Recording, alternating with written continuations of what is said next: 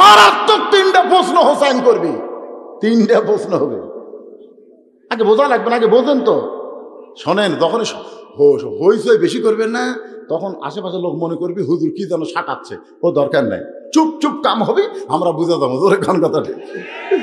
এখন বলেন কতগুলো জায়গা এরকম নিরপেক্ষ জায়গা আছে না নাই? তোর ডান পাশে আমি বসে আছি, বাম পাশে তোর বাপ বসে আছে, তুই কেমনি একা হলি? হোসেন বলতেছে, রে মেয়ে, আমার দুই পাশে দুইজন মহামানব দেহ নিয়ে বসে আছে, কিন্তু মনে মনে তোমার পক্ষ নিয়েছে।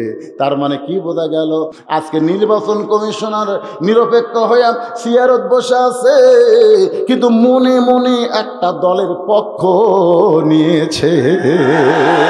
আপনারা বলেন তো, উমর ফারুক কার পক্ষে? এ কথা কান, উমর ফারুক কার পক্ষে? এ কার পক্ষে? আলী কার পক্ষে? কিন্তু বসে আছে। আজকেও কিন্তু বাংলাদেশের ক্ষমতা কিছু কিছু জায়গায় কিছু লোক বসে আছে, কথাই কবার আরে বোঝে একেবারে। আমি কিন্তু বলেছি যে নিরপেক্ষ বলে কোনো শব্দ নাই, তবে 50 বছর পরে বাংলাদেশ একটা নিরপেক্ষ চেয়ারম্যান পাচ্ছে। 50 বছরে নিরপেক্ষ চেয়ারম্যান পায়নি, এ বছরে পাচ্ছে। সেই নিরপেক্ষ চেয়ারম্যান হলো হিজড়া চেয়ারম্যান। ধরে খোল কি চেয়ারম্যান? ওই নিরপেক্ষ, কারণ মরদও না, ওই মেয়াও না। তাহলে নিরপেক্ষ মানে কি বুঝতেছেন? এই নিরপেক্ষ মানে কি? আমার আল্লাহ নিরপেক্ষ নয়, আমার আল্লাহ নিরপেক্ষ নয়। আল্লাহ যদি নিরপেক্ষ হতো তাহলে মুসলমানের পক্ষে কেন হলেন? আল্লাহ কেন বললেন আমাইয়াবতাগি গায়রাল ইসলামা দীনান ফালা ইউকবালা মিনহু, ইসলাম ছাড়া অন্য কোনো ধর্ম গ্রহণ করো, আমি আল্লাহ কবুল করব না। তার মানে বোঝা গেল আল্লাহ মুসলমানের পক্ষে। জোরে কোন কথা ঠিক কিনা? তো আল্লাহ যদি নিরপেক্ষ না হয়, আপনি কেমনে কোন আমি কোনো দল করি না, আমি নিরপেক্ষ? নিরপেক্ষ তুই তাহলে ভোট দেবার গেলে সিল মারিস কার? একটা না একটা তো মারি। জোরে কোন কথা ঠিক কিনা?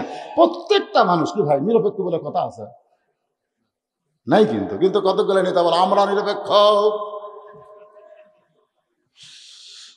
আরে উমর ফারুক মনে মনে পক্ষ লিছে মেয়ে মানুষের, ওই মেয়ের পক্ষ লিছে। আল্লাহ উত্তর তিনটা দান পারে, আল্লাহ আমার ঘটকালি যেন আল্লাহ কবুল করে। আর আলিও মনে মনে পক্ষ নিয়েছে, আল্লাহ মেয়েটা তো তিনটা উত্তর দিবার পারলে ওই মেয়েটা আমার বেটার বউ হবে আল্লাহ। কিন্তু বসে আছে এই সাইডে, মনে মনে ওর পক্ষ নিছে। ওমর ফারুক বলে, হোসাইন এখন তুমি প্রশ্ন শুরু করো। হোসাইন প্রশ্ন শুরু করবে, মেয়েটা উত্তর দিবার পারবে কি পারবে না এইটা শুনতে গিয়া আমাদের এখন ঘড়ির বাজে 11:30।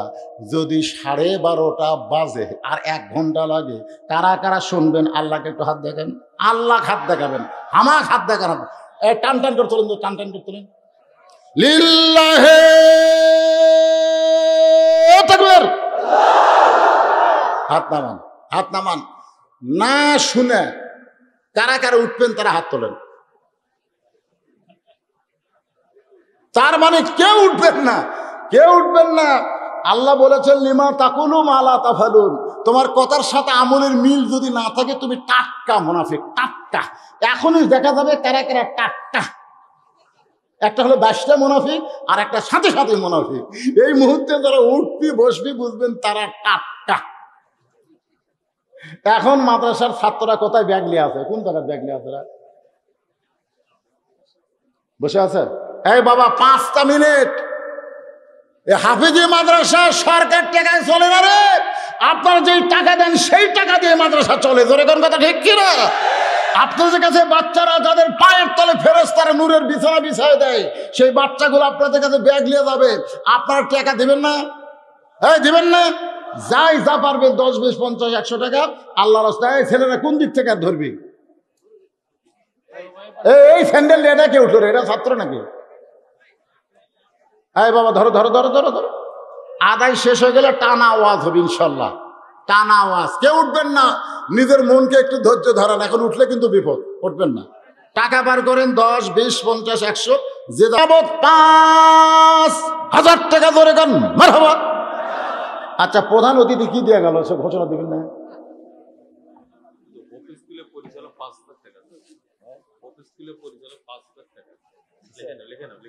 লেখে নাও, এটা আজ দেবে না কাল দেবে। হোপ স্কুল, স্কুল নামে হোপ,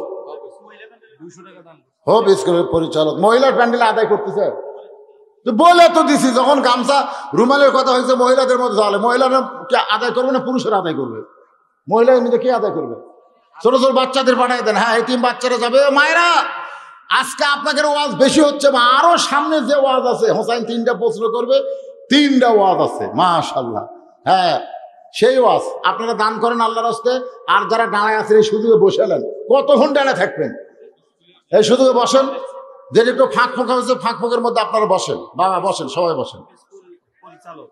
হোপ স্কুলের পরিচালক 5,000 টাকা আমার কাছে দোয়া চাইছে, দোয়া করে আল্লাহ কবুল করে, স্কুলকে কবুল করে, তার নেক নিয়ত নেকাশা কবুল কর, আল্লাহুম্মা আমিন। কবুল করো, কবুল করো। মোদের কামনা দানকারীকে দিবেন জান্নাত, আল্লাহ নিরাশ করবেন না। এগুলো লেখা লাগবে, এগুলো বাকি। যাও টাকা দাও।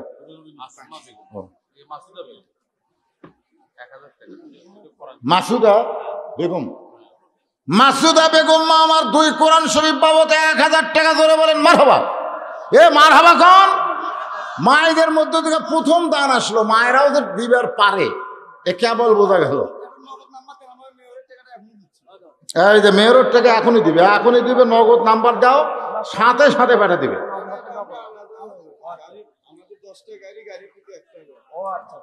10টা গাড়ি, গাড়ি প্রতি 1 টাকা করে। আল্লাহ কি গাড়ি বাবা, কি গাড়ি? জান্নাত। আল্লাহ প্রত্যেক গাড়ি বিপদ আপদ মুসিবত থেকে আল্লাহ যেন হেফাজত করে, জোরে করে আমিন। গাড়ি প্রতি 1 টাকা করে কোরআন শরীফ দান করবে। তার মানে কি, আল্লাহ তুমি কোরআনকে যেমন হেফাজত করো, গাড়িগুলো হেফাজত করো, জোরে করে আমিন। বাপ মা মারা গেছে, দাদা মারা গেছে, তাদের জন্য রুহের মাগফিরাতে একটা কোরআন শরীফ দেন। দেন চাইছিলাম 160টা, মনে হয় 50টা ধারত গেছে ইনশাল্লাহ।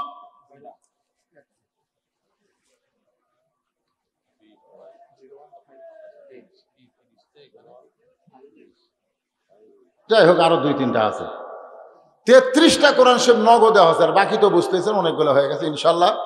160টা চাইছিলাম, হয়ে যাবে আল্লাহর রহমত। এখন একটু জিকির করে আবার আলোচনা শুরু করে। লা ইলাহা, হ্যাঁ যারা আশেপাশে গেছেন উঠে গেছেন, এখন আছে বসেন। লা ইলাহা ইল্লাল্লাহ, লা ইলাহা ইল্লাল্লাহ, লা ইলাহা ইল্লাল্লাহ, লা ইলাহা।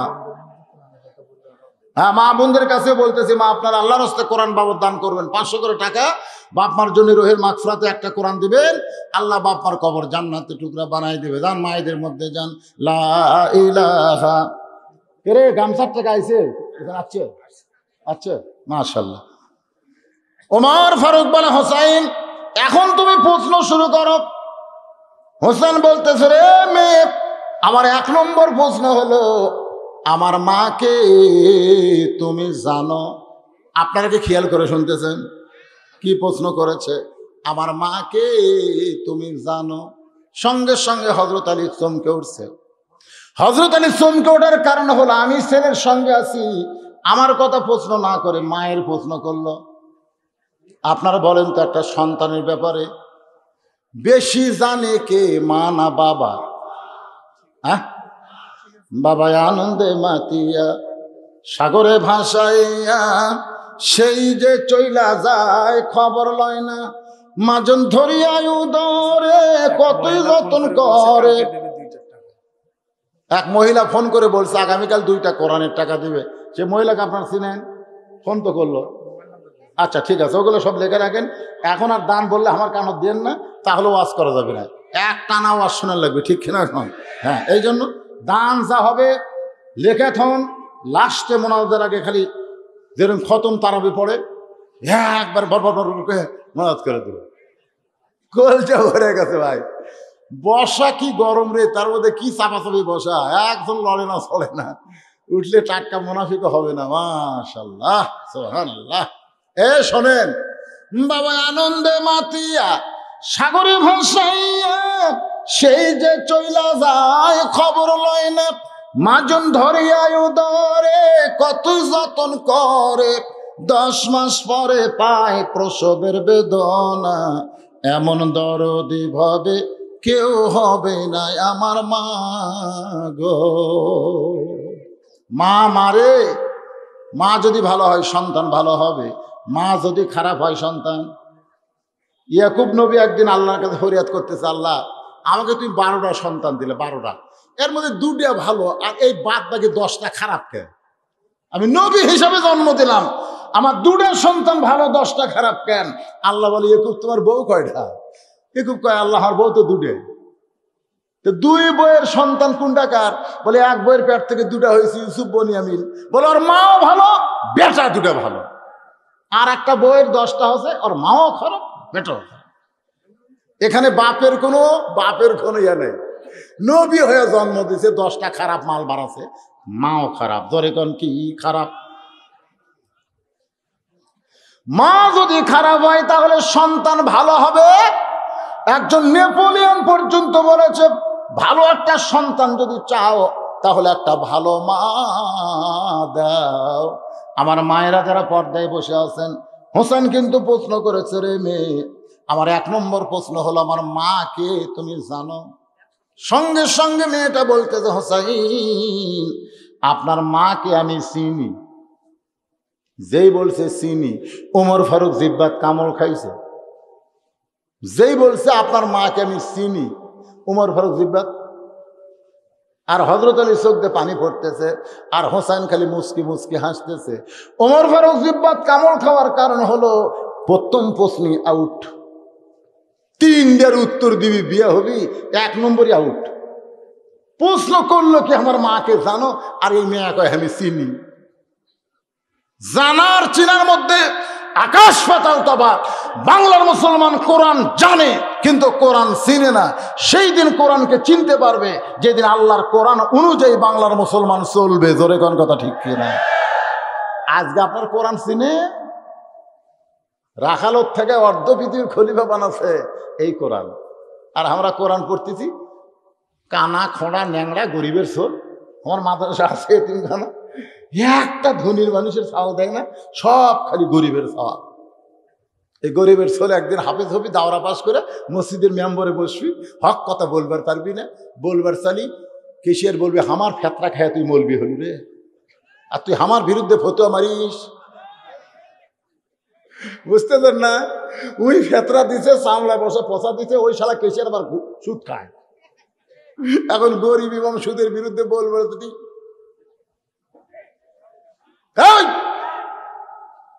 তুই আমার ফেতরা জাকাত খায় মলবি হয়ে আমার বিরুদ্ধে ওয়াজ করিস। এই জন্য আন্তর্জাতিক চক্রান্ত। বাংলাদেশের মসজিদের ইমামগুলো গরিব ফ্যাক্টরি থেকে তৈরি হচ্ছে, খালি ধনী ফ্যাক্টরির সন্তান ইমাম হলে হক কথা বলবে, কেশিয়ার বাধা দিল টুটি চাপায় ধরবি। ধরে কোন কথা ঠিক কিনা? এই শালা, এই তুই সুদ খাস কেন? সুদ খায় মসজিদের কেশিয়ার কেমন হলি? কিন্তু ফ্যাক্টরি দুর্বল। কি চক্রান্ত ভাই! প্রাইমারি চলতেছে সরকারের টাকায়, আর কোরআনের মাদ্রাসা চলে দেয়া রে ভাই, দে ভাই রে। কি বিপদে আছি আমরা ভাই। যা একটু মনোযোগ দেন। ওমর ফারুক জিব্বাত কামড় দিয়ে বলে, প্রথম প্রশ্নে আউট। হোসেন প্রশ্ন করলো আমার মাকে জানো? আর মেয়েটা কয় আমি চিনি। কোন মেয়েকে সবাই চেনে? পরিমণিকে সবাই চিনে, কিন্তু বজলুসিদের বউকে সবাই চিনে না। আমার একটা বউ আছে, কেউ চিনে না, কেউ চিনে না, পাড়ার লোকই চেনে না। আমাকে একদিন কয়, বজলুসি হুজুর বিয়ে করলেন, বুড়া হয়ে গেলেন, বউটা কিরকম? আমি ঠিক মতো দেখতেছি ভাই, অন্য কাকুর দেখার চান্স নাই, কারণ আমার মালটা খালি আমি চিনবো। ধরে কোন কথা ঠিক কিনা? এ পাড়ার লোক চিনবি কে রে? পাড়ার লোক চিনবি কে? হ্যাঁ, চাষটলে বসে গল্প হয়, আমাকে পাড়ার কার বউ সুন্দরী রে, আমাকে পাড়ার কার বউ সুন্দরী? তখন একজন কয় উমুকের বউ সবচেয়ে সুন্দর, আর একজন কয় তুই জানিস না অর্ডা সবচেয়ে সুন্দর। আপনার বউ সুন্দরী পাড়ার লোক কেমনে জানে? পাড়ার লোক কেমনে জানে? তার মানে আপনার বউকে তারা চিনে। চেনার জানা কম বেশি। হোসেন বলতেছে আমার মাকে তুমি জানো? মেয়েটা বলতেছে আমি চিনি। সঙ্গে সঙ্গে হযরত আলীর চোখ দিয়ে দর দর করে পানি পড়তেছে। আলী মনে মনে চিন্তা করে, আমি হোসেনের মাকে পুরোপুরি চিনবার পারিনি, আর তুই কেমনি চিনবি? আমার বউ হলেও আমি চিনবার পারিনি। সুবহানাল্লাহ না? হ্যাঁ। গভীর রাত্রে হযরত আলী ঘুম থেকে চেতন পায়, দেখে ফাতেমা নাই। এখন চিন্তা করেন, যত বড় ওলি সাহেব হোক, পীর সাহেব হোক, রাত্রে যদি চেতন পায়, বউ কাসত না পায়, সন্দেহ হবে না? হয়তো আলী তাকায় দেখে হাসান হোসেন ঘুম পাড়তেছে, ফাতেমা নাই, গেল কোথায়? তাকায় দেখে দরজা খোলা। দরজাত গিয়ে দেখে মরুভূমির ভিতরে কালো চাদর গাওয়া দিয়ে খুব জোরে জোরে হাঁটতেছে। আলীর সন্দেহ হয়ে গেল, আমার ঘুমের মধ্যে থুয়ে আমার বউ যায় কোথায়? নিরাপদ দূরত্ব বজায় রেখে পিছনে পিছনে হাঁটতেছে। আল্লাহর নবী যেই ঘরে ঘুমাই, ওই ঘরে জানলার পাশে ফাতেমা ডানায় চুপিয়ে চুপি কণ্ঠে বলে, বাবা, ও বাবা, মেহেরবানি করে একটু দরজা খোলেন। সঙ্গে সঙ্গে আল্লাহর নবী দরজা খুলে দেয়। ফাতেমা যখন নবীর ঘরের মধ্যে ঢুকেছে, এমন সময় হযরত আলী জানলার কাছে গিয়া কান লাগায়, দেখি বাপ বেটি আমার বিরুদ্ধে কি গল্প করে। আল্লাহ রাসূল বলে, ফাতেমা, একলা একলা ঘরে ঢুকলি কেন মা? আলীকেও ঘরের মধ্যে নিয়ে আয়। সুবহানাল্লাহ। একলা একলা কেন ঘরের মধ্যে ঢুকলি? আলীকেও ঘরের মধ্যে নিয়ে আয়। হযরত আলী জানলার কাছ থেকে চমকে উঠছে, আমি যে জানলার কাছে, এটা নবী কেমনে জানলো রে? এটা নবী হিসাবে না, বাবা হিসাবে নবী বলেছে, তুই বিয়া দেওয়া মেয়ে, তুই একলা কেন রাখতে বেলা আসলি? তোর স্বামী কোন জায়গায়? এই কারণে নবী বলতেছে, আলী হয়তো শরমে ঘরের বাহিরে আছে, মেয়ে ফাতেমা হয়তো সাহস করে ঘরের মধ্যে ঢুকছে। এই কারণেই বলতেছে, মা, আলীকেও ঘরের মধ্যে নিয়ে আয়। ফাতেমা কান্দারে বলে, বাবা, আপনার জামাই আলীকে কেমনে আনবো? কারণ আপনার জামাই আলী এমন ঘুম পাড়তেছে, আমি বহু চেষ্টা করলাম, কিন্তু ঘুম থেকে চেতন করতে পারলাম না। এখন ঘরের মধ্যে ঘুম পাড়তেছে। বাবা, আমি চোরের মতন চুপি চুপি আপনার কাছে আইছি, মেহেরবানি করে একটু ঘরের বাতি জ্বালান। রাসূল বলে, ফাতেমা, যদি আলী চেতন পায়, আর চেতন পাওয়ার পরে যদি দেখে তুমি ঘরে নাই, তাহলে তোমাকে কিন্তু সন্দেহ করবে মা। ফাতেমা বলে, বাবা, খবরদার, আমার স্বামী সম্পর্কে এমন কথা বলবেন না। আল্লাহ আমাকে এমন একটা স্বামী দিয়েছে, যেই স্বামী কোনোদিন ফাতেমাকে সন্দেহ করে না। আলী জানলার কাছ থেকে চমকে উঠছে, ওরে রে, আমি সন্দেহ করে এসে জানলার কাছে খাড়া হয়ে আছি, আর আমার বউ কি করে, কি বলে আমাকে সন্দেহ করে না। রাসূল বলে, ফাতেমা, কি বলবি বল। ফাতেমা বলে, বাবা, এতদিন বলেছি, কাম হয়নি, আজকে একটু দেখাবার চাই। নবী যখন ঘরের বাতি জ্বালাইছে, দুইটা হাত বাবার দিকে বাড়ায় দেয়। রাসূল তাকায় দেখে ফাতেমার হাতের তালু গোস্তের টুকরার মতন দেখা যায়। হাতের তালু আছে, কিন্তু তালুর উপর চামড়া নাই। নবী কান্দের বলে, ফাতেমা, তোর দুইটা হাত কেন গোস্তের টুকরার মতো হয়েছে মা? ফাতেমা বলে, জাতা ঘুরাইতে ঘুরাইতে বাবা আমার হাতে ফসকা পড়ে গেছে। এরপরে আবার যখন জাতা ঘুরাই, আমার হাতের চামড়া উঠে গেছে বাবা, আর জাতা ঘুরাবার পারি না বাবা। জাতা ঘুরাইতে গেলে রক্ত দিয়ে আটা ভিজে যায় বাবা। 3টা দিনের জন্য আমাকে একটু খাবার ব্যবস্থা করে দেন বাবা। আলী কিছু জানে না, হাসান হোসেন কিছু জানে না বাবা, আমি গোপনে আপনার কাছে আইছি, মেহেরবানি করে একটু খাবার ব্যবস্থা করেন। সঙ্গে সঙ্গে নবী ঘরের কোনায় গিয়ে বলে, মাবুদ, দুনিয়ার ধনী ধনী ছেলেরা আমার ফাতেমাকে বিয়ে করতে চাইছিল, কিন্তু আপনি আল্লাহ ঘটকালি করে গরিব আলীর সঙ্গে বিয়ে দিলেন, আমার ফাতেমার জীবনে শান্তি হলো না। এই কথা যখন আল্লাহকে নবী বলতেছে, সঙ্গে সঙ্গে ফাতেমা মাথায় ঘোমটা দিয়ে ঘর থেকে বাইরে যায়। রাসূল ডাকতে বলে, ফাতেমা, তুই কেন ঘর থেকে বাইরে যাস? ফাতেমা বলে, বাবা, আমার স্বামীর বিরুদ্ধে আপনি আল্লাহর কাছে বলবেন, আর আমি সেইটা ঘরের মধ্যে দাঁড়িয়ে দাঁড়িয়ে শুনবো, এমন বিবি আমি না। কারণ আপনি বলেছেন, আল্লাহর পরে কাউকে যদি সেজদা দেওয়ার হুকুম থাকতো, তাহলে প্রত্যেকটা বিবিকে বলতাম, স্বামীর পায়ে সেজদা করো। ওগো বাবা, আল্লাহর পরে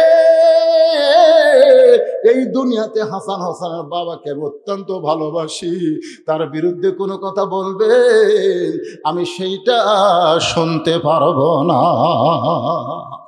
সুবহানাল্লাহ, জোরে কান।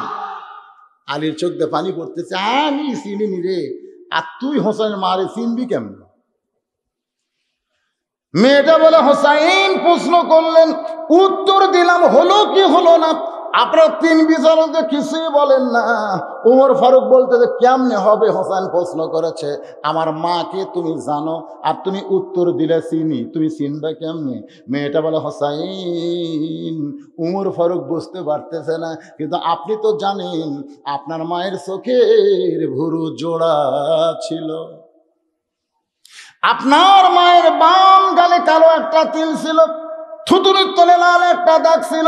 সঙ্গে সঙ্গে আলী চিৎকার দিয়ে বলে মা যা বলছিস বলছিস মা, আর বলিস না, কারণ এই তিনজনের মধ্যে একজন পরপুরুষ আছে। আপনার বলেন তো ওই তিনজনের মধ্যে পরপুরুষকে? আরো জোরে। আল্লাহ কইছে আমার পরে নবী হলে উমর হতো। সেই উমর যদি পরপুরুষ হয় তাহলে মুরিদের বইয়ের কাছে পীর কি পুরুষ? কথা কন। মুরিদের বউ আর পীর কি কি কোলাকুলি হচ্ছে। মুরিদের সাথেও কোলাকুলি করে, বইয়ের সাথেও কোলাকুলি করে। কোলাকুলি করে বলে ফজিলত ঢুকে দেয়। ফজিলত খালি কোরআনের আইন যেদিন বাংলাদেশ চলবি ভাই, এই শালা ভণ্ডকের কোনো খাওয়া নাই। জোরে কোন কথা ঠিক না? চাপা ভাঙ্গে দেওয়া হবে, চাপা। ইসলামের ক্ষতি সবসময় তিন দল বেশি করেছে। একদল হলো ধর্ম নিয়ে যারা ব্যবসা করে, এরা ইসলামের ক্ষতি বেশি করে। বর্তমানে পীর সাহেবেরা ধর্ম নিয়ে ব্যবসা করতেছে। জোরে কোন কথা ঠিক কিনা? এরা ইসলামী আন্দোলনের 1 নম্বর শত্রু। 2 নম্বর শত্রু হলো রাষ্ট্রীয় যন্ত্র, রাষ্ট্রীয় শক্তি। কারণ রাষ্ট্র শক্তি জানে করোনা আইন চললে আমার বস্তা পচা আইন চলবি না। জোরে কোন কথা ঠিক কিনা? আর 3 নম্বর শত্রু হলো পুঁজিপতি। শতকরা 2.5 টাকা জাকাত দেওয়া লাগবে। করোনা আইন চালু হলে আমার 1 কোটি 2.5 লাখ যাবি। এই শালারা আন্দোলনের বিরুদ্ধে করতেছে। জোরে কোন কথা ঠিক করে লাভ নাই ভাই। সামনে আছে 23 সাল, সামনে আছে শুভ দিন। এই চিন্তা ভাবনা করে নিন। চিন্তা ভাবনা করার দরকার আছে না? না, একটু মনোযোগ দিয়ে কথাগুলো শুনবেন। আলী বলতেছেন আর বলিস না মা, আর বলিস না। এই 3 জনের মধ্যে একজন পরপুরুষ আছে, চোখের ভুরু জোড়া। এটা আমি বলতে পারি, আমি বলতে পারি, কারণ ফাতেমা আমার বিবি। আল্লাহর নবী বলেছেন রে স্বামীরা, তোমরা তোমাদের বিবির চোখের ভুরুর মাঝখানে যদি একটা চুমা দাও। বইয়ের কথা বলতেছি, তাই বলে প্রেমিক একেবারে চান্স নেন না। এখনকার ছেলেরা তো ওটাই চান্স বেশি লাগে। এই চোখের ভুরু দেখতেছেন না, এই ভুরু বরাবর খালি একটা সময় দিবেন ওই 140 গতিতে। বুঝতে পারছেন না? সবকিছুর একটা তো মিটার আছে রে ভাই। রাসূল বলেছেন নফল উমরা হজের সওয়াব দেওয়া হবে তোমার আমলনামায়। তাহলে এখন চিন্তা করেন, যারা স্বামী তারা জানে বইয়ের ভুরু জোড়া না ফাঁক, জানে কি জানে না? আলী বলতেছে আমি বলতে পারবো। ফাতেমার বাম গালে কালো একটা তিল ছিল, আমি বলতে পারবো। থুতুনির তলে লাল একটা দাগ ছিল, আল্লাহ নবী বলতে পারে। কিন্তু রোম দেশের জেলখানায় বন্দি থাকা মেয়ে তুই কেমনে বললি মা? মেয়েটা বলতেছে মুরব্বী, ওই রোমের জেলখানায় যখন বন্দি ছিলাম ঈমান গ্রহণ করার অপরাধে সকালবেলা আমাকে 3টা চাবুক মারছে, বিকেলবেলা 3টা চাবুক মারছে। আমার দেহের এমন কোনো জায়গা নাই যেই জায়গায় চাবুকের আঘাত লাগে নাই। একসময় আমি বিরক্ত হয়ে গেলাম, আমি বিরক্ত হয়ে বললাম আল্লাহ তুমি আছো আসমানে, লা ইলাহা ইল্লাল্লাহ আছে আসমানে, আর মুহাম্মদ রাসূলুল্লাহ আছে মদিনায়। এই রোমের জেলখানায় আমার কাছে কেউ বিরক্ত। আমির হামজা মাঝে মধ্যে বিরক্ত। আমার 2টা বাচ্চা, ছোট ছোট 2টা বাচ্চা, সন্ধ্যার সময় কান্দে, রাত্রিবেলা কান্দে। একটা যুবতী বউ বারে ছটফট করতেছে। কে রে, আমি যদি কোরআনের আয়াত নম্বর, রুকু নম্বর, পারা নম্বর না কইয়া খালি খালি তেল তেল আওয়াজ করতাম, তাহলে আমার তার এই জেলখানার থাকা লাগতো না। আজকে জেলখানার বন্দি আছি, যারা আমার ওয়াজ শুনে ঠিক ঠিক করছে, এই শালারা কি করতেছে রে। মাঝে মধ্যে কিন্তু বিরক্ত হচ্ছে, তোর কথা ঠিক না? আল্লামা সাইদি হুজুরও মাঝে মধ্যে বিরক্ত হয়। 50 বছর তোর আমি তাফসীর শোনানো রে, লক্ষ লক্ষ মানুষ তোরা আমার মাহফিলে হাজির হোস, জান দিবার শেষ। আর এত বছর হলে বন্দি আছি রে, বুড়া বয়স হোক, আমার লাঠি লুট করে আমার পাও টিপি, মাথা টিপি, আর জেলখানার মধ্যে আমি একলাই কাতরাই। মাঝে মধ্যে কিন্তু বিরক্ত হয়, জোরে কোন কথা ঠিক কিনা? আর আমিও তো দুই একবার গেছি ভাই, বিরক্ত লাগে। মানে নবী আছে মদিনায়, এই রোমের জেলখানার আমার সাথে কে আছে রে? সকালে 3টা করে চাবুক মারে, বিকেলে 3টা করে চাবুক মারে, চামড়া কেটে দরদর করে রক্ত পড়ে। মেয়েটা বলতেছে মুরব্বী, মানে হযরত আলীকে লক্ষ্য করে বলতেছে, মুরব্বী, এই রোমের জেলখানার মধ্যে বিরক্ত হইয়া কানতে কানতে আমি যখন বেহুশ হয়ে পড়ে যাই, ওই বেহুশ অবস্থায় আমি স্বপ্নে দেখি আমার শিয়রের পাশে একটা নূরের পুতুলি বসে বসে কাঁদতেছে, আমার মাথায় হাত দিয়ে বলতেছে, আর আর বিরক্ত হোস না মা। আমি তখন বললাম, আপনি জান্নাতের হুরি না বেহেশতের পুরি? এত সুন্দরী আপনি কে গো? আমার মাথায় হাত দিয়ে বলে, জান্নাতের হুরিও না বেহেশতের পরিও না, আমি জান্নাতুল বাকি থেকে তোর শিয়রের পাশে বসেছি ফাতেমা। মেয়েটা কান্দরে বলে, আমি শুধু তার চেহারার দিকে লক্ষ্য করতে পেরেছি, চোখের ভুরু জোড়া দেখতে পাই, বাম গালে কালো একটা তিল, থুতনির তলে লাল একটা দাগ দেখেছি। হোসেন কান্দরে বলে, রে মেয়ে, আমি 1 নম্বর প্রশ্নের উত্তর যেমন আশা করেছিলাম, তার চাইতে তুমি 100 গুণ সুন্দর দিয়েছ। ওমর ফারুক বলতেছে, আলী ভাই, আমার ঘটকালি আল্লাহ কবুল করেছে। হোসেন বলতেছে, এত সহজ না, একটা প্রশ্নের উত্তর দিলে তো আমি বিয়ে করব না, বিয়ে যদি করতে চাই তাহলে 3টার উত্তর দিতে হবে। কারণ একটার উত্তর ঠেলাত পড়লে সবাই পারবে। কবরে যদি প্রশ্ন করে মান রব্বুকা, তো রবকে, খ্রিস্টানও কবি আল্লাহ। কারণ যমুনা নদী পার হওয়ার সময় ওই যে কাদিপুর মাজনাবাড়ি থেকে আমি যখন যমুনা নদী পারে যাচ্ছি, বিশাল নৌকার মধ্যে 2টা হিন্দু হচ্ছে ভাই, যমুনার মাঝখানে নৌকা গেছে, আকাশে কালো মেঘ বাতাস। ওই 2 হিন্দু আমার কাছে এসে বলতে, হুজুর আজান দেন। আমি বললাম, কে রে, তোরা হিন্দু, তোরা আজানের কি বুঝিস? বলে, বুঝি হুজুর, আমাদের বাড়ি মুসলমান এলাকা, এরকম আসমানে কালো মেঘ করে বাতাস উঠলে আজান দিলে থামে। আমি বললাম, তোর কে ভগবানের খবর কি? 2 হিন্দু কয়, কি যে কর হুজুর, আমাকে ভগবানের কোনো ক্ষমতা নেই। 10 হাত নিয়ে খাড়া হয়ে আছে, মুখের সামনে ভোগ দিছে, কুত্তে এসে বাড়তিছে, কুত্তে এসে খাচ্ছে, ওই কাল হাত লাগায়। হ্যাঁ, তাহলে ঠেলা পড়লে হিন্দুরা মাঝে মধ্যে আল্লাহ কয়, জোরে কোন কথা ঠিক কিনা? আমি গত রাত্রে যেখানে মাহফিল করছি, ফেসবুকে দেখবেন, লাইভ আছে, গত রাত্রে করছি, ওই যে আপনার নিয়ামতপুর, একেবারে বর্তমান সাধন কুমার দেব খাদ্যমন্ত্রী, ওনার বাড়িতে আমি যখন টেজে তুললাম, মন্ত্রী তখন ভাষণ দিল, কমপক্ষে ভাষণে 4 বার আল্লাহ কথা, 4 বার আমি রেকর্ড করছি। একটা হিন্দু মন্ত্রী আল্লাহ কথা হয়নি, যারা ছিল আল্লাহ, ঠেলা তুলে সরলি আল্লাহ। তো 1 নম্বর প্রশ্নের উত্তর যখন করবি মান রব্বুকা, ওই হিন্দুগণ, বৌদ্ধগণ, খ্রিস্টানগণ ঠেলা আল্লাহ। কিন্তু যখন 2 নম্বর করবি, আমার দিনুকা, তোর ধর্ম কি? ওরে বাবা, মরিসি। অমাইয়াবতাগি গায়রাল ইসলাম দীনান ফালাই ইউকবালা মিনহু, কেবলমাত্র মুসলমান ছাড়া 2 নম্বর প্রশ্নের উত্তর দিবার পারবে। ওমর ফারুক বলে, হোসেন, তাহলে এখন 2 নম্বর প্রশ্ন করো। 12টা পার হয়ে গেছে, আজকে হয় থাক নাকি? ঘড়ির দিকে তাকে দেখেন, রাত 12:15 বাজতেছে রে। আপনাকে ঢপ সুরত দেখে মনে হয় কেবল রাত 10টা বাজল। লিল্লাহে তাকবীর। ইয়া আইয়ুহাল্লাযীনা আমানু তাকুল্লাহা হাক্কা তুকাতিহি ওয়া লা তামুতুন্না ইল্লা ওয়া আনতুম মুসলিমুন। এই আয়াতের উপরে শোনেন, এই যে আয়াতে কারিমা তেলাওয়াত করেছি এর তাফসীরটা হচ্ছে 2 নম্বর প্রশ্ন।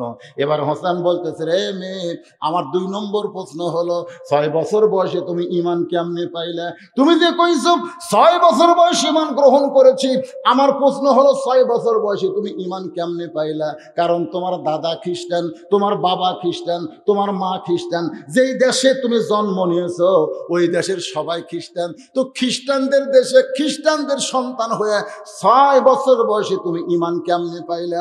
ওমর ফারুক চমকে উঠছে, কারণ ওমর ফারুক চিন্তা করে ওই 2 পাহাড়ের মাঝখানে যখন মেয়েটা বলল আমার 1 নম্বর অপরাধ হলো আমি 6 বছর বয়সে ঈমান গ্রহণ করেছি, আমি ওমরের প্রয়োজন ছিল তাকে জিজ্ঞাসা করা ঈমানটা তুমি কেমনে গ্রহণ করলা।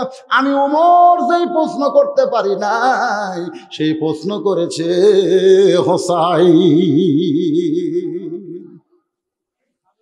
মেয়ে এক কথা বলে কে রে, টাকা গোনালে কি ব্যস্ত, একটা সাউন্ড হবে না, পিছনকার গুলো সামনে আসে ওয়াজের লাইন কেটে দেবে, তাই না?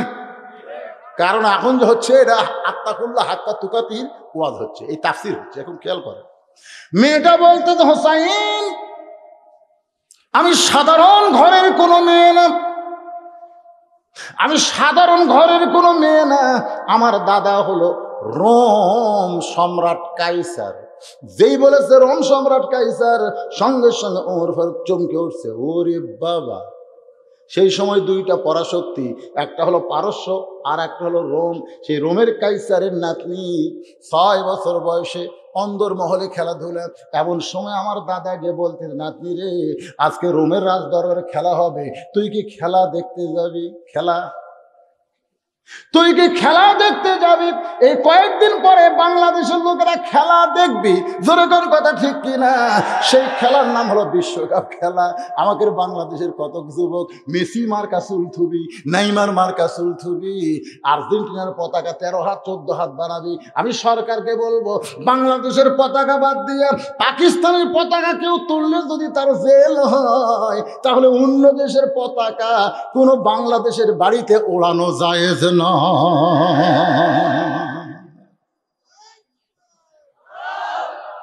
এই ফ্যাসলা মার্কা তকবীর দেন না তো। সালাউদ্দিন কাদের চৌধুরীর ছেলে বিএনপির সমাবেশে তকবীর দিল, সব গুজরা উঠলো, জোরে কোন কথা ঠিক দেখছেন?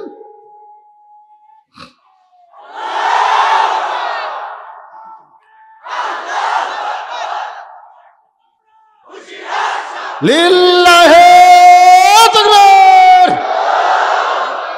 বিব্রত বোধ করতেছেন নাকি? এটা কোন দলের তাকবীর? কিন্তু কি খসরু মাহমুদ নাকি বিএনপির এক নেতা বলতেছে, এটা তো হামাকের দলের না। কত বড় নাস্তিক রে, জন্ম নেওয়ার সময় কানত আজান দিছে, ধরে কোন কথা ঠিক কিনা? মোরা লাশ হবে তখনও তোমাকে সামনে তুই আল্লাহু আকবার বলবি। বিব্রত বোধ করতেছেন?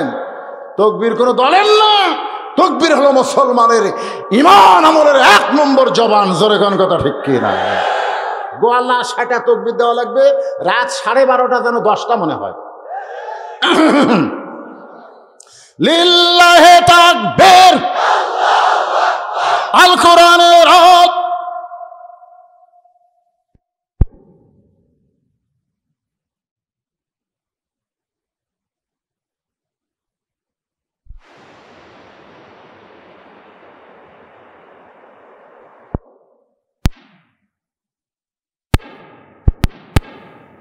আমার দাদা বলতেছে, নাতি রে, রোমের দরবারে খেলা হবে, তুই কি খেলা দেখতে যাবি?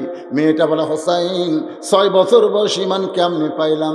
যদি জানতে চান তাহলে শোনেন, আমি দাদার সঙ্গে খেলা দেখতে আসলাম রাজ দরবারে। দাদার সিংহাসনের পাশে আমার একটা ছোট্ট চেয়ার দিল, ওই চেয়ারে বসেই বললাম, দাদু ভাই খেলা দেখার কথা বলে নিয়ে আসলেন, খেলাটা কোন জায়গায়? আমার দাদা বলে, ওই যে তাকায় দেখ।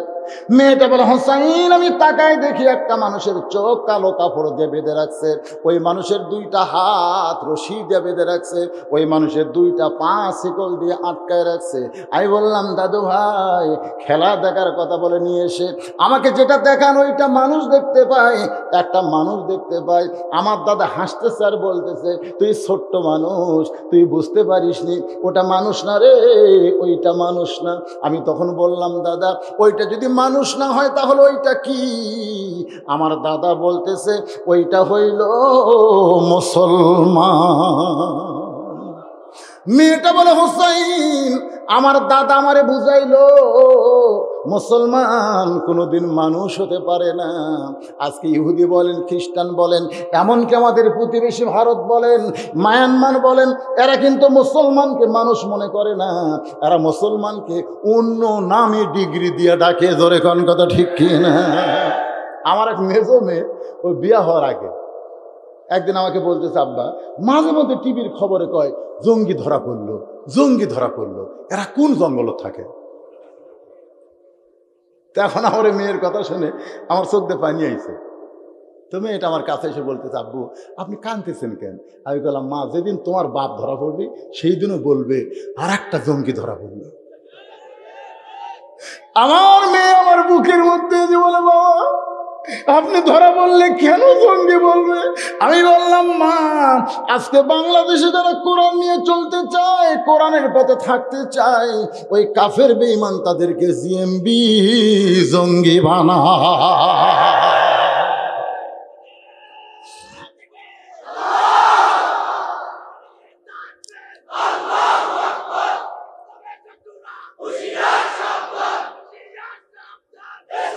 আল্লাহর বান্দার একটু মনোযোগ দিয়ে শোনেন। মেয়েটা বলে, হোসাইন যখন আমার দাদা বলল ওইটা মানুষ না ওইটা মুসলমান, আমি তখন বললাম, দাদা ওই মুসলমানকে নিয়ে আপনি কি খেলা খেলবেন? আমার দাদা বলতেছে, ওই যে তাকায় দেখ। মেয়েটা বলে, হোসাইন আমি 6 বছর বয়স ইমান কেমনে পাইলাম শোনেন। আমি তাকায় দেখি বিশাল একটা আগুনের চুলা জ্বলতেছে দাউ দাউ করে, ওই চুলার উপরে কয়েক মন ওজনের একটা ডেকসি তেল ভরা, নিচের তাপেতে ওই ডেকসির তেলগুলো টকবক করতেছে। আমার দাদা বলতেছে, নাতনি রে ওই মুসলমানকে হাত পাও বান্ধা ওই আগুনের চুলার মধ্যে ফেলে দিব, মুসলমান তেলের মধ্যে পুড়ে মরে যাবে। আজকের খেলার নাম হলো মুসলমান মারার খেলা। আমি তখন দাদাকে বললাম, দাদু ভাই ওই মুসলমানকে মারার খেলা কি বন্ধ করা যায় না? ওই মুসলমানকে না মাইরা কি ছাইড়া দেওয়া যায় না? আমার দাদা বলতেছে, এক শর্তে আমি মুসলমানকে ছাড়তে পারবো, যদি মুসলমান একটা বারের জন্য বলে আল্লাহ রাসুল মানি না, খালি একটা বার বলবে আল্লাহ রাসুল মানি না, তাহলে চোখের বাঁধন খুলে দিব, হাতের বাঁধন খুলে দিব, পায়ের শিকল খুলে দিব। মেয়েটা বলে, হোসাইন আমি 6 বছরের ছোট্ট মেয়ে গুটি গুটি পায়ে ওই মুসলমানের সামনে গিয়ে বললাম, মুসলমান একটা বার যদি বাঁচতে চান তাহলে একটা বার বলেন আল্লাহ রাসুল মানি না, আল্লাহ রাসুল মানি না। শুধু বললি আমার দাদা কিন্তু আপনাকে ছাইড়া দিবে। মুসলমানের চোখ বাঁধা আছে, হাত বাঁধা আছে, পাও শিকল দিয়ে আটকানো আছে, কিন্তু মুসলমানের জবান বাধা নাই। এইরকম অবস্থায় মুসলমান জবান খুলেছে, আর আজকে আমাদের বাংলাদেশের মুসলমানের হাত বাঁধা নাই, চোখ বাঁধা নাই, পাও বাঁধা নাই, তারপরেও তারা হক কথা বলতে ভয় পায়। ধরে কোন কথা ঠিক কিনা? মেয়েটা বলে, হোসাইন রে আমি মুসলমানের সামনে গিয়ে যখন বললাম একটাবার বলেন আল্লাহ রাসূল মানি না, আমার দাদা আপনাকে ছাইড়া দিবে। মুসলমান চিল্লায় বলে, রে ছোট্ট মেয়ে তোমার কাছে জীবনের দাম আছে, জীবনের দাম আছে, এই জন্য মরা চিন্তা তুমি করতেছো। কিন্তু একজন মুসলমান যারা হবে তাদের কাছে জীবনের কোনো দাম নাই রে, তাদের কাছে হলো ইমানের দাম, তাদের কাছে হলো ইমানের দাম। আত্তাকুল্লাহ হাক্কা তুকাতিহি। শোনো না মেয়ে শোনো, দরকার হলে আমি গোটা দুনিয়া ছাড়বো, এক মুহূর্তের জন্যে এই মুসলমান আল্লাহ রাসূল ছাড়বে না। মেয়েটা বলে, হোসাইন ওই 6 বছরের ছোট্ট মেয়ে, আমি তাকায় দেখি আমার দাদা সিংহাসন থেকে লাফ দিয়ে বলতেছে, সৈন্যরা আর দেরি করিস না, ওই মুসলমানকে হাত পাও বাঁধা অবস্থায় আগুনের চুলার মধ্যে ফেলে দাও। আমি তখন বললাম, দাদু ভাই, একটা মানুষ মারার খেলা আমি দেখবো না দাদু ভাই, আমি আমার মায়ের কাছে যাবার চাই। আমার দাদা হাত ধরে বলতেছে, খেলা দেখার কথা বলে তোরে নিয়ে আইছি, খেলা না দেখলে তোকে যাবার দেব না। মেয়েটা বলে, হোসাইন রে, একজন মুসলমান মৃত্যু চুলার দিকে, আগুনের চুলার দিকে, উত্তপ্ত তেলের দিকে হাঁটতেছে। তার হাঁটার মধ্যে কোনো ক্লান্তি নাই, তার ভিতরে কোনো ভয় ডর নাই।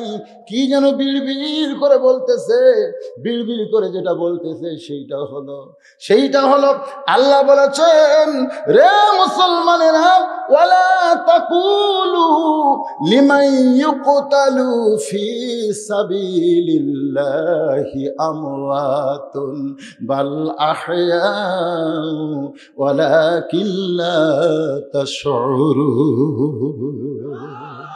আগুনের চুলার মধ্যে তোকে হত্যা করবে, মুসলমান শুনে নাও, তুমি হত্যা হবে না, আমি আল্লাহ বলতেছি, তুমি চিরজীবন লাভ করবে।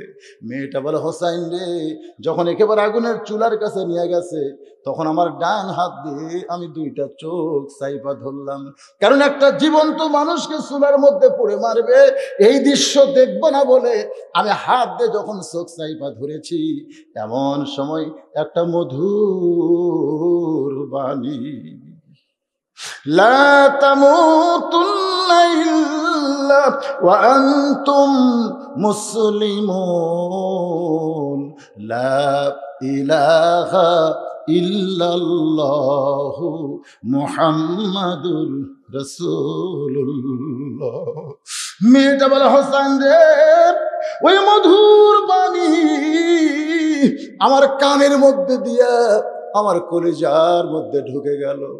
আমি যেন দেখতে পাই, যদিও আমার হাতটা চোখের উপরে, তারপরেও দেখতেছি ওই মুসলমানের খাঁচা উত্তপ্ত তেলের মধ্যে পড়তেছে, কিন্তু খাঁচা তেলের মধ্যে পড়ার আগেই কে যেন খাঁচার পাখিটা যত্ন করে ধরে সবুজ রঙের একটা বাগানে ছেড়ে দিল।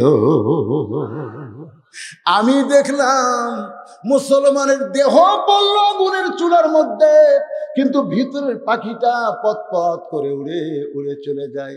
আমি তখন এক দৌড় মারতে চাই, আমার দাদা আমার হাত ধরেছে, কিন্তু আমার মধ্যে কলেমার শক্তি ঢোকার কারণে 6 বছরের ছোট্ট মেয়ে এত দূরে হাসকা মেরেছি, আমার রোম সম্রাট দাদা আর আটকাবার পারে নাই। আমি এক দৌড়ে বাড়িতে গিয়া আমার মাকে চেপে ধরলাম, মা, লা ইলাহা ইল্লাল্লাহ মুহাম্মদ রাসূলুল্লাহ। আমার মা বলতেছে, তুই না দাদার সঙ্গে খেলা দেখতে গেলি? মা, এই মুসলমানের কলমা কোথায় পাইলি? এই কলমা কইলে তোর দাদা বাপ তোরে হত্যা করবে। আমি তখন বললাম, মা, এ কলমাওয়ালারা কোনোদিন মরে না।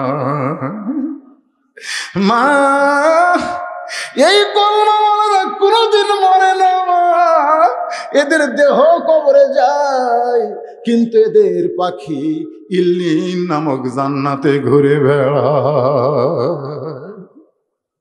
মেয়েটা বলা, হোসেন রে, আমি এক দৌড়ে এসে রোমের রাজদরবারে দেখি আমার দাদা তার সৈন্যদের নিয়ে শাহবাগে যেমন আনন্দ করেছে, তেমন আনন্দ করে বলতেছে, মুসলমান পুড়ে গেছে, মুসলমান মরে গেছে।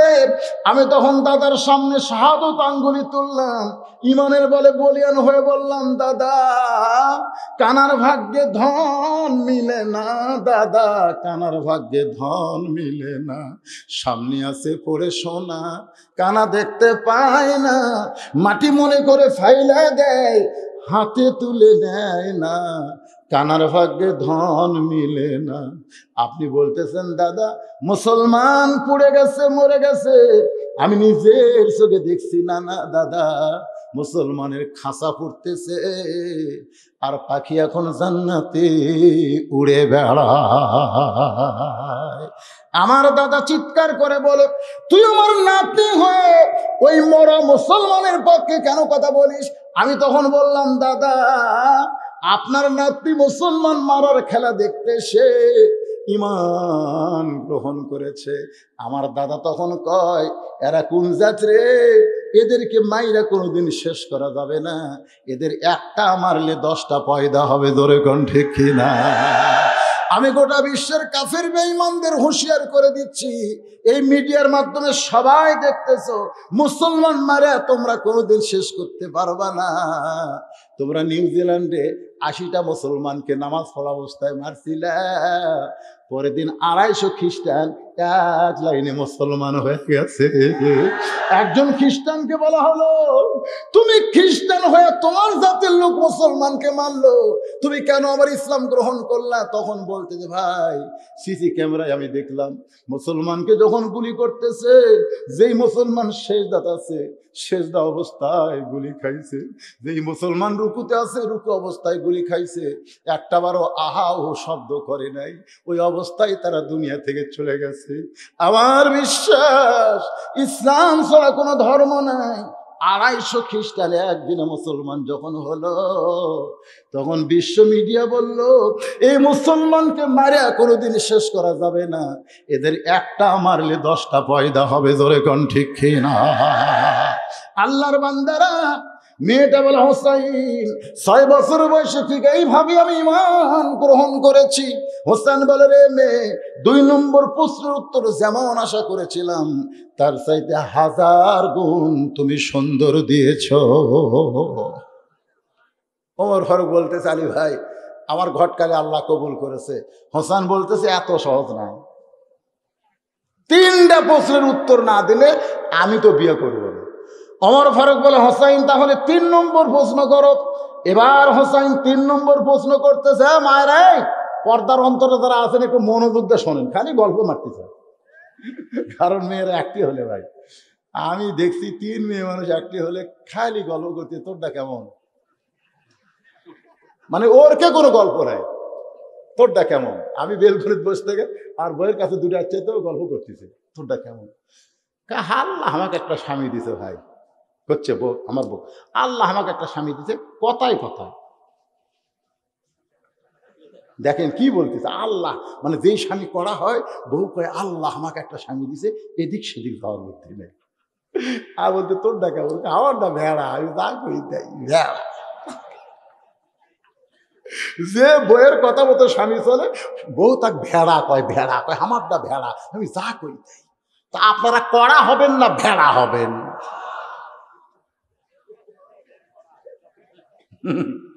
যদি কড়া হন, এশার নামাজ মসজিদে পড়ে বাড়িতে যায় বউ স্টার জলসা জি বাংলা দেখতেছে, এইটা শোনা চলবে না। এশার নামাজ পড়ে আল্লাহর কোরআন পড়তেছে, এইটা দেখা লাগবে। জোরে কোন কথা ঠিক না? হায় হায় হায় রে, অধিকাংশ মেয়ে মানুষ নষ্ট আছে এই ভারতের চ্যানেল থেকে। জোরে কোন ঠিক কিনা? মায়েরা এবার করছে, কে সব বাদই তো ভালো করলো, লাস্টে এসে কি মারলো, কি মন খারাপ, ফাটাফাটি। মানে অনেকে বলে, হুজুর বুড়া মানুষ আছে এরকম করে কি করে রে? আমার সাতকার যে ঘোড়া বক্তা অধিকাংশই মরে গেছে। হ্যাঁ, অধিকাংশ মরে গেছে। কাউসারি মরেছে, সিদ্দিকুর রহমান মরছে, হেলালি মরছে, আমার বয়সের দিনে মরে গেছে। আর অধিকাংশ বউলে শুতে আছে, মানে মাঠও তার চলতেছে না।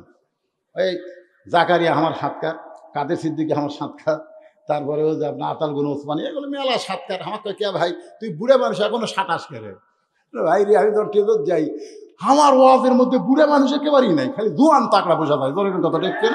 আর জোয়ান ছেলে পেলে যদি মাহফিলে থাকে তখন লিজোকার বুড়া মনে হয়। সুবহানাল্লাহ, কলজা আমার ভরে গেল রে। খাড়ায় থেকে 2-2.5 ঘন্টা আওয়াজ শুনতেছি, এরা কোন মরদ রে? খবরদার মসজিদে গেলে চেয়ারে বসবেন না, আপনারা খাড়া হওয়ার পর্যন্ত বসেন কেন?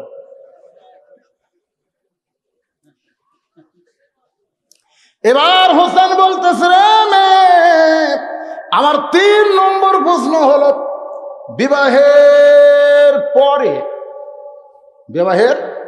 হ্যাঁ, খুব খেয়াল করবেন, বিবাহের আগে কিন্তু কোনো কিছু জায়েজ নাই। আমাদের বাংলাদেশে 14ই ফেব্রুয়ারি যারা পালন করে, এরা বিয়ের আগে করে না পরে করে? একটা স্বামীক দেখি না যে 14ই ফেব্রুয়ারি পালন করতেছে। আমি এক স্বামীক করলাম, কে ভাই 14ই ফেব্রুয়ারি রে, ভ্যালেন্টাইন ডে, ফুল টুল কিছু লিখছে, একটা কি করো আমাকে খালি শরীর ভালো থাকলে প্রত্যেক রাত 14ই ফেব্রুয়ারি, এই বছর অন্তর ফুল দিয়ে ভ্যালেন্টাইন ডে, শালা হিজরা মরদ রে।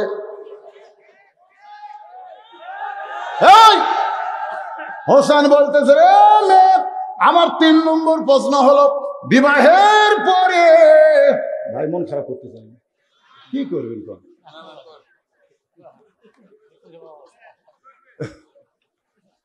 কারণ এখনকার যুবকেরা যেটা করতেছে, কি করতেছে না, ভ্যালেন্টাইন ডে, বিশ্ব ভালোবাসা দিবস, বিয়ার আগে যত কথা, তোমাকে ছাড়া আমি বাঁচবো না, একটা রাত দেখিনি মনে হয়, 1 বছর তোমাকে দেখি না, হায় হায় কি প্রেমের রং লাগাছে।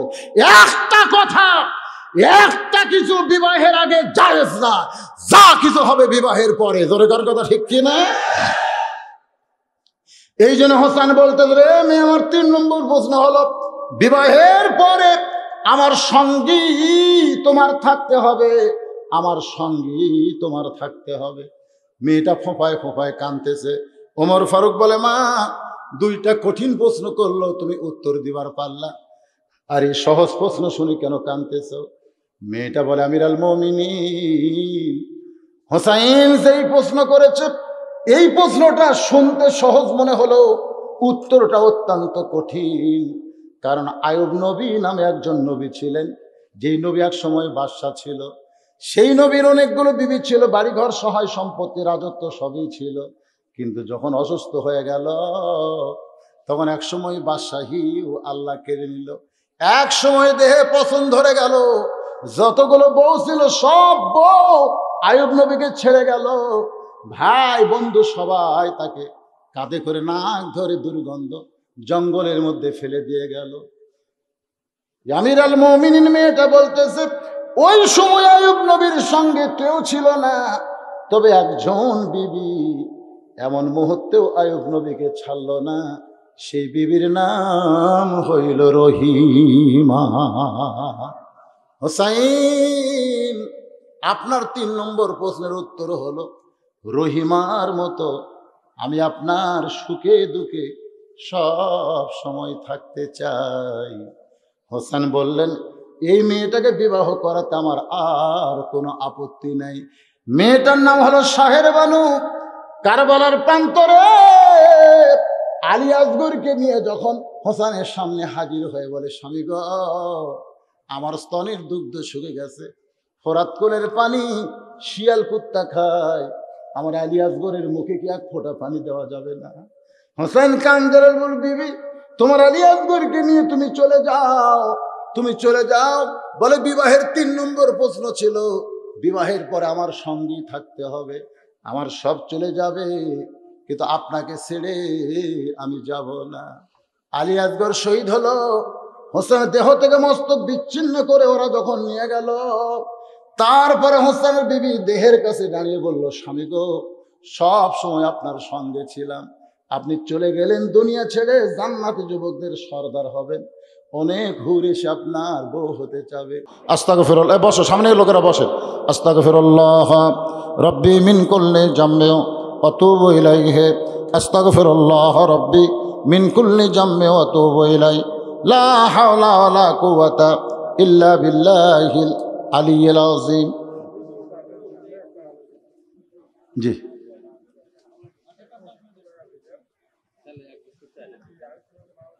নাম বলবে না, 1 বস্তা চালের টাকা দিয়েছে, আলহামদুলিল্লাহ, নামের দরকার নাই, ইনশাল্লাহ। এই এখন এটা করো না, বসো, 5 মিনিট ধৈর্য ধরো।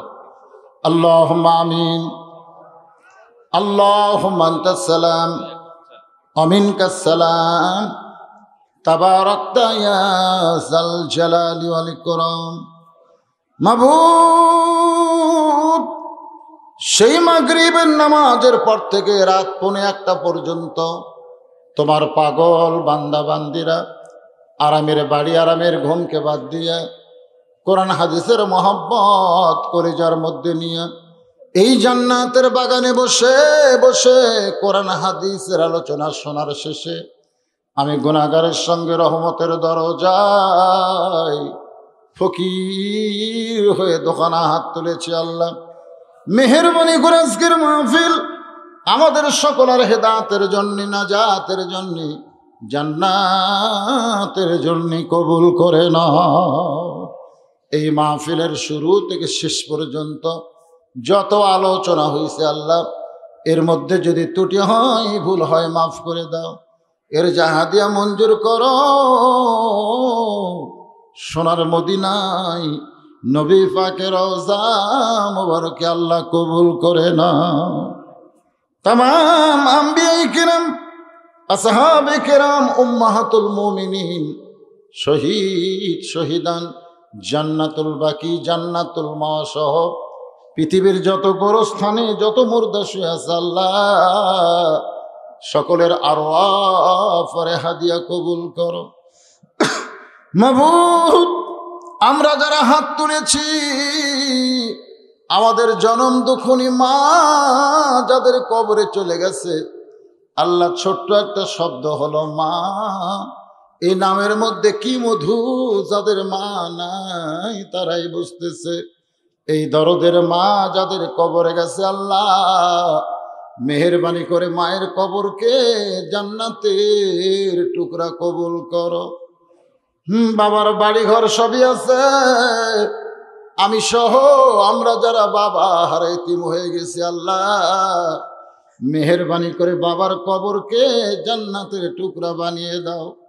মাবুদ, আজকে মাহফিলে এসে যেই বাড়িতে কিছুক্ষণ বিশ্রাম করলাম আল্লাহ, সাবেক এমপি মরহুম আজকে দুনিয়া থেকে চলে গেছে আল্লাহ, সে এমপি সাহেবের কবরকে জান্নাতের টুকরা বানিয়ে দাও। আয় আল্লাহ তাআলা, আমরা যারা হাত তুলেছি, কত মানুষের জানাজার নামাজ আমরা পড়েছি, এই দুই হাত দিয়ে কত কবরে মাটি দিয়েছি। একদিন আমরা সবাই মরে যাব। যেদিন আমাদের মৃত্যু হবে, দিনটা যেন জুমার দিন হয়, মাসটা যেন রমজান মাস হয়, ইমানের সাথে ইজ্জতের সাথে মুসলমান হয়ে এ দুনিয়া থেকে যেন বিদায় নিতে পারি। আল্লাহ আমাদের সকলের জন্য কবুল করেন। আল্লাহ এই মাদ্রাসাকে কবুল করেন। মাদ্রাসায় নগদে বাকিতে আজকে যারা দান করেছে আল্লাহ সকলের দানগুলোকে জান্নাতের বিনিময় হিসাবে কবুল করেন। মাবুদ, আমাদের মধ্যে আমরা যারা অসুস্থ আছি সুস্থ করে দেন, অভাবকে মোচন করে দেন। গোটা বিশ্বের মুসলমানকে আল্লাহ আপনি হেফাজত করেন। আমার বাংলাদেশের প্রতি রহম করেন। বাংলাদেশের মাজলুম আলেম আজকে যারা জেলখানায়, আমার ওয়াজের আদর্শ, আমার উস্তাদ আল্লাহর ওলি, কোরআনের পাখি আল্লামা সাইদি হুজুর অসুস্থ অবস্থায় রয়েছে আল্লাহ, তার প্রতি খাস রহমত নাজিল করো। আল্লাহ যুবকদের আইডল আমার ভাতিজা আমির হামজাকে আল্লাহ তুমি জেলখানায় রেখেছো, আল্লাহ কোরআনের জন্য আবার তুমি তাকে মুক্ত করে দাও। মাবুদ, মামুনুল হক হক কথা বলে মানুষের ইমানকে গরম করত, আল্লাহ এছাড়াও যত আলেম ওলামা আজকে জেলখানার মধ্যে রয়েছে, আমরা দোয়া করি আল্লাহ সকলকেই তুমি মুক্ত করে দাও। আল্লাহ পলাশ বাড়ির উপরে রহমত বরকতের দরজা খুলে দাও। আজকের মাহফিলের সম্মানিত সভাপতিকে আমার ভাইজানকে আল্লাহ তুমি কবুল করে নাও। মাবুদ, আজকের মাহফিলের সম্মানিত প্রধান অতিথি উপজেলা চেয়ারম্যানকে আল্লাহ তুমি কবুল করো। বিশেষ অতিথি মেয়র সাহেবকে আল্লাহ তুমি কবুল করো। সুধীজনকে কবুল করো। পলাশবাড়ি সিনিয়র ফাজিল মাদ্রাসার সম্মানিত প্রিন্সিপালকে আল্লাহ তুমি কবুল করো। ভাইস প্রিন্সিপালকে কবুল করো। শিক্ষক মণ্ডলীর কবুল করো। খাস করে আমার বাপজান মনোয়ারকে কোরআনের ময়দানে দায়ীর আল্লাহ হিসাবে আল্লাহ তুমি কবুল করে নাও। মাবুদ গো, ফিরে দিও না হাত, যার দুইখান হাত পছন্দ করো সেই দুই হাতের ওসিলায় গোটা মাহফিলকে আল্লাহ তুমি কবুল করে নাও। আল্লাহ প্রশাসনের ভাইরা, আমার পুলিশ ভাইরা যারা যেখানে দায়িত্ব পালন করতেছে আল্লাহ সকলকেই তুমি কবুল করে নাও। নাসিয়ার মনোয়ারা দুইজন 2 বছর চাউল দোয়ার মধ্যে দিয়ে দিচ্ছে। আল্লাহ তাদেরকে তুমি কবুল করো আল্লাহ। আল্লাহ আমার প্রশাসনের ভাইরা, আল্লাহ যারা আজকের মাহফিল তদারকি করতেছে ভলেন্টিয়ার, সকলকে আল্লাহ তুমি কবুল করো আল্লাহ। এই মাহফিল করতে গিয়া সর্বাত্মক সহযোগিতা যারা করেছে সকলকে মাফ করে দাও আল্লাহ। টিওনো স্যারের জন্য দোয়া করি আমরা, যারা মাহফিল করার ব্যাপারে অনুমতি দিয়েছে, মাহফিল করাতে সহযোগিতা করেছে, আমাদের মাহফিলের দিকে নজর দিয়েছে, আল্লাহ তাদের সকলকেই তুমি কবুল করো আল্লাহ। সুবহানা রাব্বিকা রাব্বিল ইজ্জাতি আম্মা ইয়াসিফুন ওয়া সালামুন আলাল মুরসালিন ওয়ালহামদুলিল্লাহি রাব্বিল আলামিন। ওয়াজাল আখিরা কালামিনা ইনদাল মাউতি লা ইলাহা ইল্লাল্লাহু মুহাম্মাদুর রাসূলুল্লাহ সাল্লাল্লাহু আলাইহি ওয়াসাল্লাম।